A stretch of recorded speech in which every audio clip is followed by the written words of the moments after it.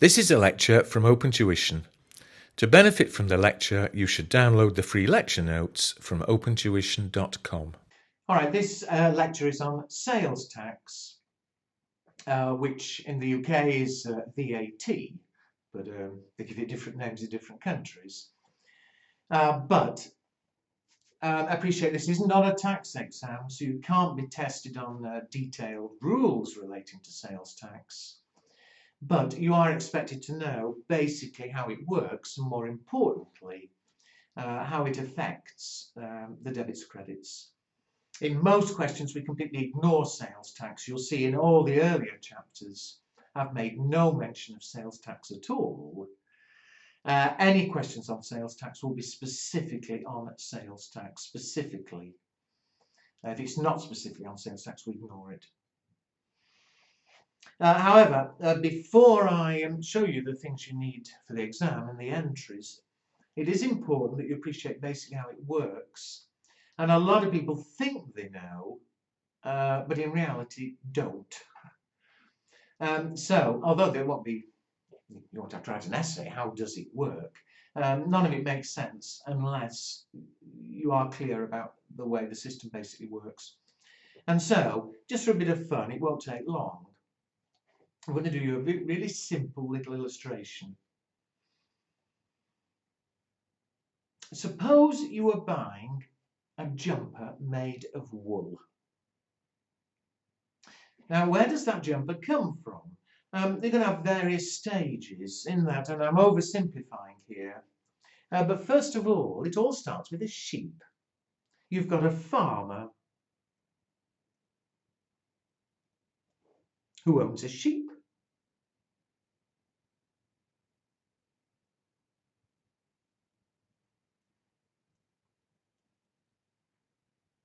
There's a sheep. What happens? The farmer, if you like, grows the sheep, takes the wool and sells the wool to a knitter. A knitter, well, it'll be clear when I draw a picture, I suppose.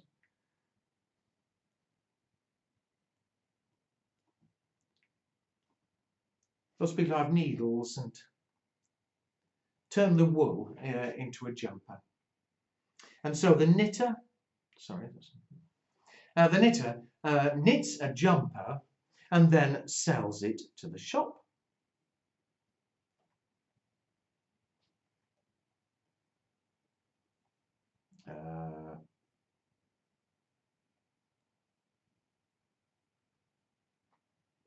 It's not very good. That's supposed to be the jumper on display in the shop.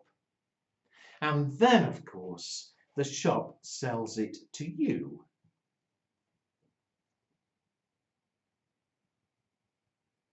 I'm not very good at drawing, as you can see. But there's you wearing the jumper.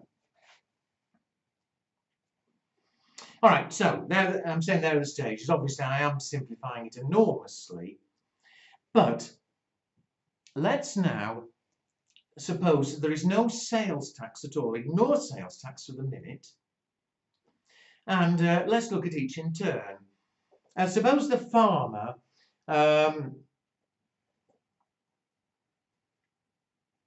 has no costs. I mean, the lamb just, I know they do have costs in real life, but the sheep is just eating grass and so on. So the farmer takes the wool and sells it for, let's say, $10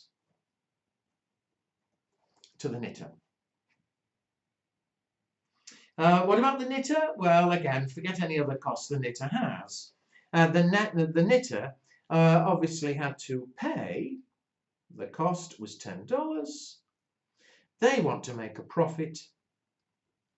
And so maybe they sell it to the shop for, what shall we say, $15. And they make a profit of $5. The farmer, I'm saying, had no costs. So they made a profit of $10.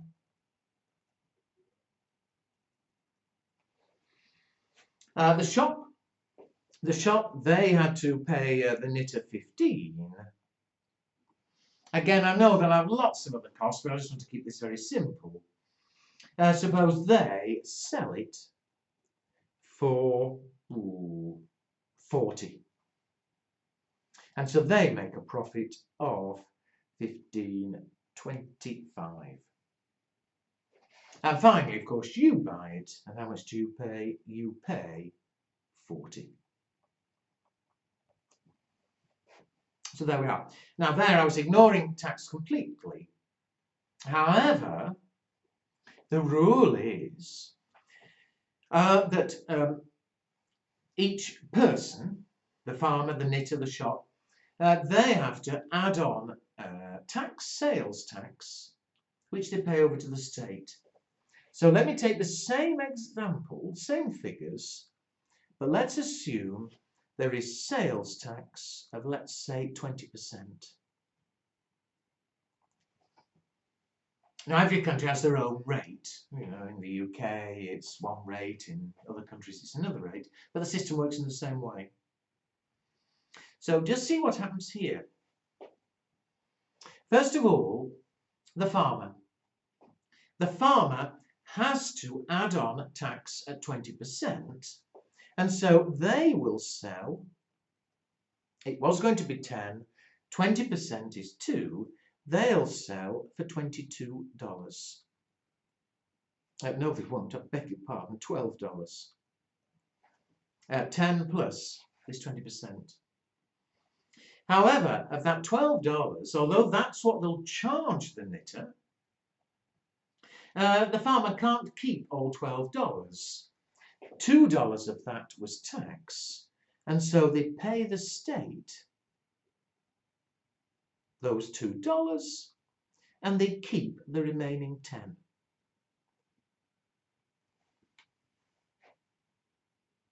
So it's made no difference to the farmer. They still end up with $10, but they had to charge 12.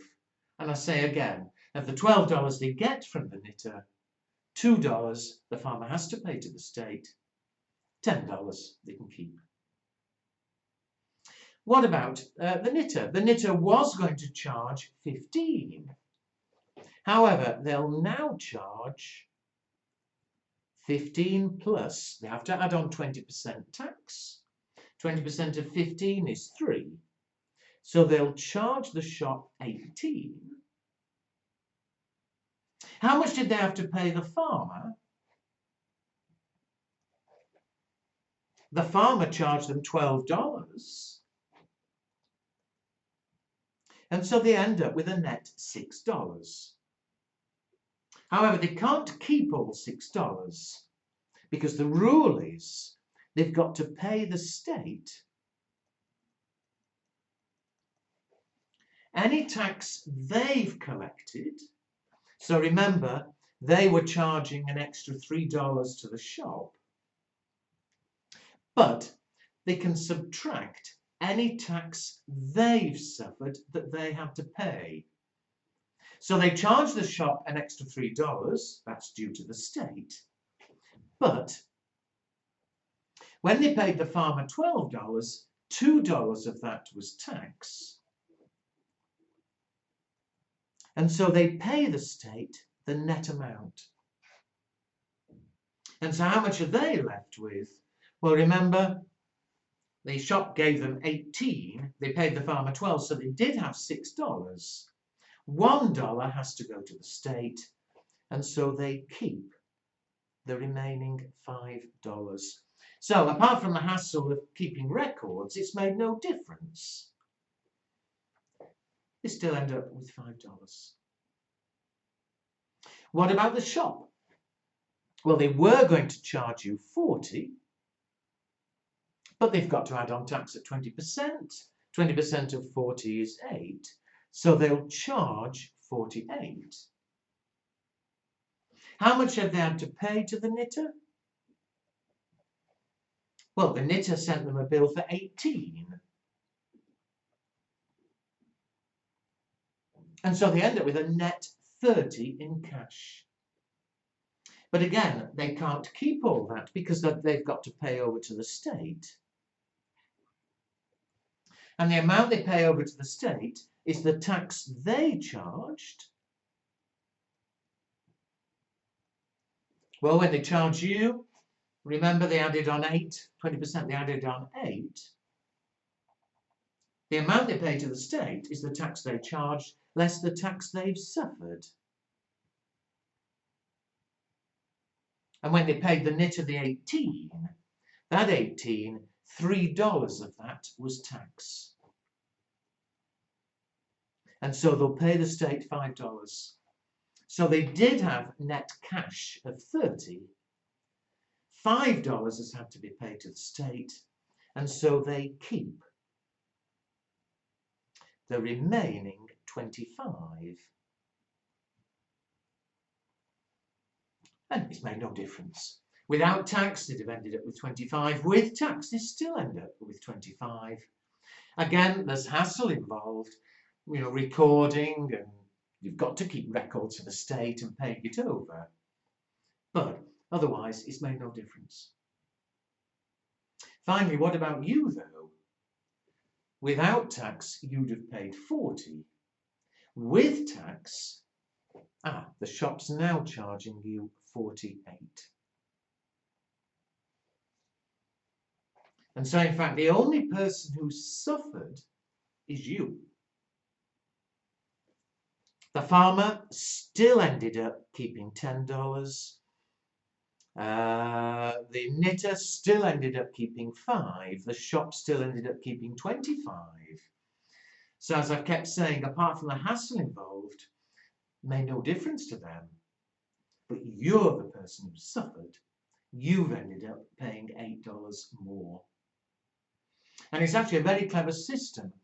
I can remember before this tax was invented, there used to be a tax in the UK, but it was only ever when the shop finally sold it. So, okay, when the shop sold it, they'd add on 20%, those $8. It's still $8, but see how the state's collected it. The farmer paid $2. He didn't suffer, he was charged $2 extra to the knitter. The knitter paid an extra $1. They didn't suffer it, they charged more to the shop, and they'd already been charged some by the farmer. The shop, they paid an extra $5. And so in total, the state has received 8. But the only person who suffered is you, the final consumer. You're paying $8 more than you otherwise would have. But the way the state collects the tax, there's a little bit all the way. It may take a year from the sheep to you buying it in the shop. But at each stage, the government, the state, is getting a bit of the tax. 2 from the farmer, another 1 from the knitter, another 5 from the shop. It's a very clever system. It's called value added in the UK because, the knitter added value, the jumper was worth more, the shop added value and charged more. At each stage, the value is going up, the state gets a bit more tax. Now, sorry, that's a little bit messy, but that's how it works. So do be clear, because it will. That's the reason why the entries, when we come to them, are what they are.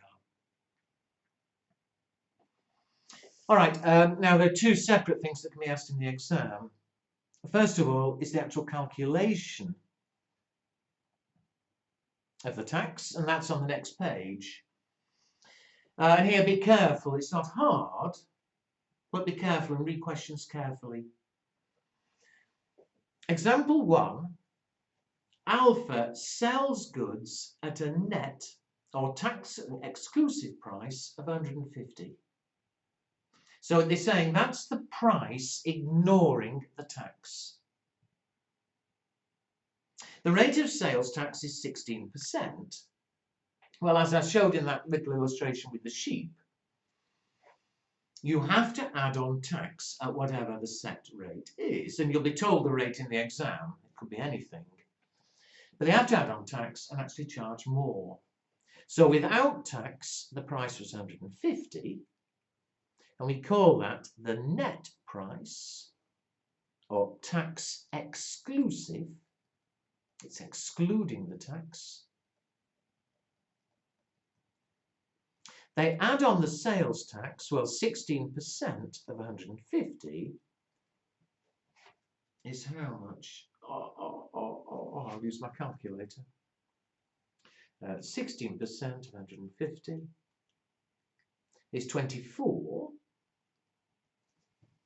And so the full amount invoiced, the full charge, is 174. And that's called the gross price, or tax inclusive.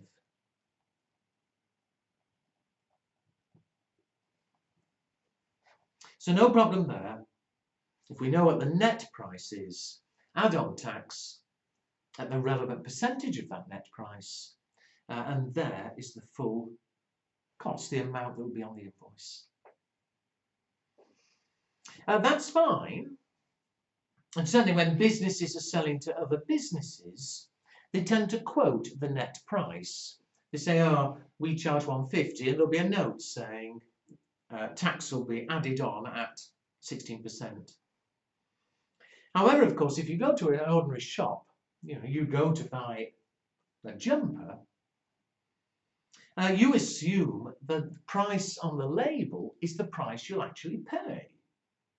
You don't expect to go to the counter and suddenly find that, oh, there's an extra 16% being added on. And so other businesses, and certainly shops, the price they quote already includes tax. So look at example 2. Peter sells goods at a gross price of 120. Well, that is the price including the tax. And well, you can be asked, here again the rate of tax is 16%. You can be asked, what is the net price? What is the price without tax? And how much is the tax? So it's a bit of working backwards. Now, some people find this terribly easy. Some people find it takes practice. I'll do it slowly for everybody's benefit. But it's really, if you like, a simple bit of algebra. You see, just suppose the net price was X. My brain's going too fast.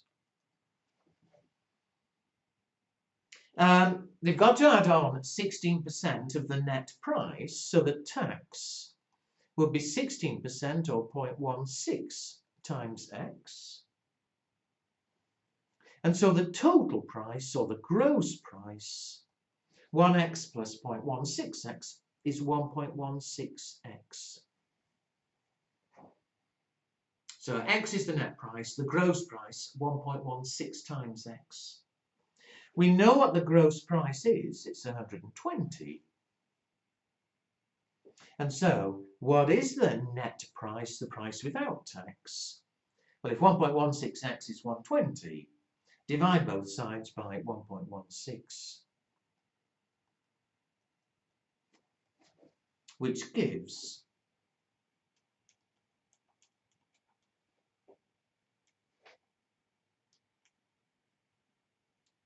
my calculator went wrong, sorry, my fingers did. 120 divided by 1.16 is 103.45. And this is one of the few areas in the exam where when you actually deal in cents, you've seen before, usually do everything in dollars. But a question on sales tax, do be prepared to work in cents. So that is the net price. And of course it does check, because if that's the price without tax, the tax will be 16% of that, which is how much?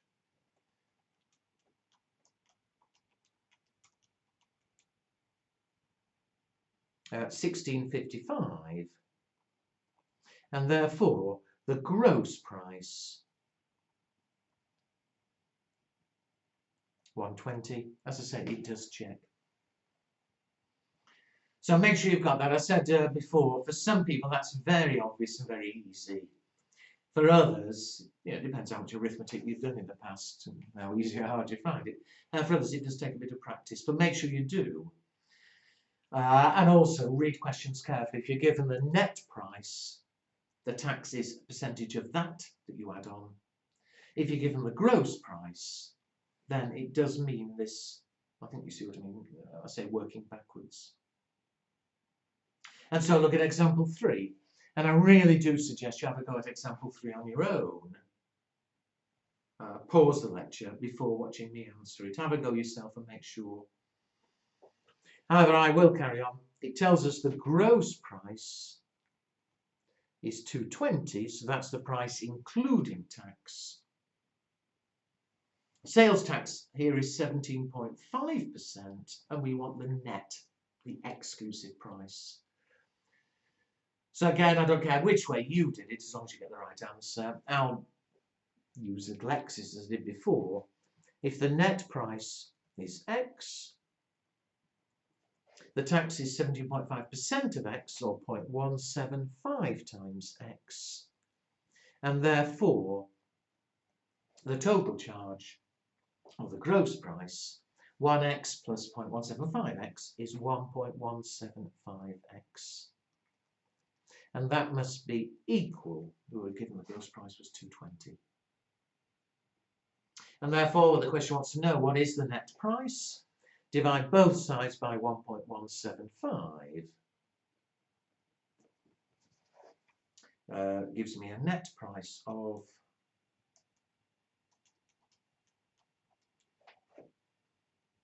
I think 187.23. He wants to know also what the amount of the tax is. Well, the tax, 17.5% always of the net price.